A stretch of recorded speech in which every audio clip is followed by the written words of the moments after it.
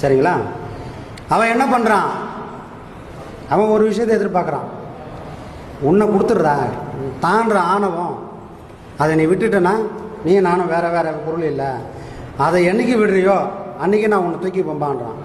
ஆனால் இங்கே வாழக்கூடிய மனுஷன் அப்படி இருக்க முடியுமானா அப்படி இருக்க முடியாது. அது அவனை தான் உந்தி தள்ளுது.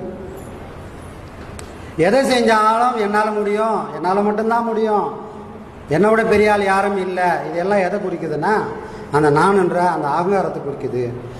இந்த ஒரு பொருள் இருக்கிற வரைக்கும் இறைவனுக்கும் நமக்கும் எந்த சம்மந்தமும் இல்லை. ஏன்னா இறைவன் தனியாக இருக்கிறானா நானும் தனியாக மாறணும். இறைவன் நெருப்பாக இருக்கிறானா நானும் நெருப்பாக மாறணும். அவன் ஒரு பொருளாகவும் நான் ஒரு பொருளாகவும் இருக்கிற வரைக்கும் ரெண்டு பொருள் ஒன்றும் சேராது. நெருப்பு நாம் போய் அதில் கலந்துட்டோம்னா எல்லா நெருப்பும் தனி பிரித்து பார்க்கறதுக்கு ஒன்றுமே இல்லை, எல்லாம் ஒரு பொருளாகுது. நீரும் ஒன்றா சேர்ந்தாலும் அங்கே பிரித்து பார்க்க ஒன்றும் இல்லை. அந்த மாதிரி தான் நாமளும் இறைவனை போய் கலக்கணும்னா என்ன பண்ணணும்? உழைக்கணும். அதுக்கு சில அடிப்படையான விஷயங்கள் புரிஞ்சு வச்சுக்கணும். எது நம்மளை அவனை சேர விடாமல் தடுக்குது, அவனுக்கு நமக்கு எது இடையில நிற்குதுன்னா நம்மளுடைய மனசு தான். இந்த மனம் வேலை செய்யாமல் நிற்கணும். நம்ம மனசை அழிக்க வரல, வேலை செய்யாமல் நிற்க வந்திருக்கோம். ஒரு குழந்தை இருக்குது, அதுக்கும் மனசு இருக்குது, ஆனால் அதுக்கு மனசு வேலை செய்யுதுன்னா வேலை செய்யலை. உண்டு உறங்கி கேட்டு மகிழ்ந்து இருக்குது, அவ்வளோதான் அதோட வாழ்க்கை. நாமளும் அப்படி ஆகணும். எதை செஞ்சாலும் அந்த வேலையை மட்டும்தான் செய்யணும். 10 வேலையை ஒரு வேலை செஞ்சுக்கினேன் 10 விஷயங்களை யோசனை பண்ணோம்னா எந்த வேலையும் சரியாக வராது. ஏன்னா நம்ம அப்படியே பழக்கம் பண்ணிட்டோம்னா நம்மளாம் ஒரு மந்திரவாதி மாதிரி தான். எதை பழக்கம் பண்ணுறோமோ அதுக்கேற்ற மாதிரி இந்த மனமானது மாற ஆரம்பிச்சிடும்.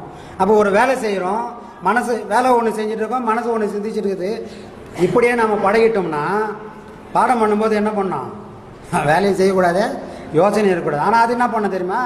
நம்ம பாடம் பண்ணாலும் அது ஒரு யோசனை இருக்கும். ஏன்னா 1 மணி நேரம் பாடம் பண்ண போகிறோம், 23 மணி நேரம் நம்ம வேறு வேலை செஞ்சுக்கிறோம்.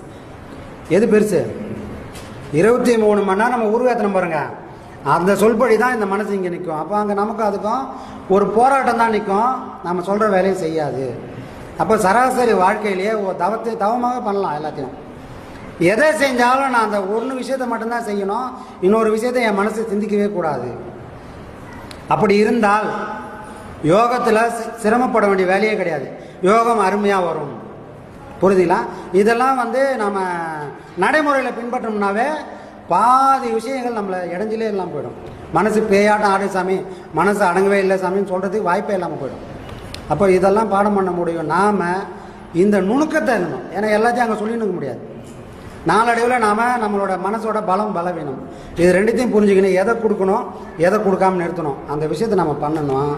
எல்லாம் சரியாக போயிடும். சரிங்களா? அப்போ தான் நம்ம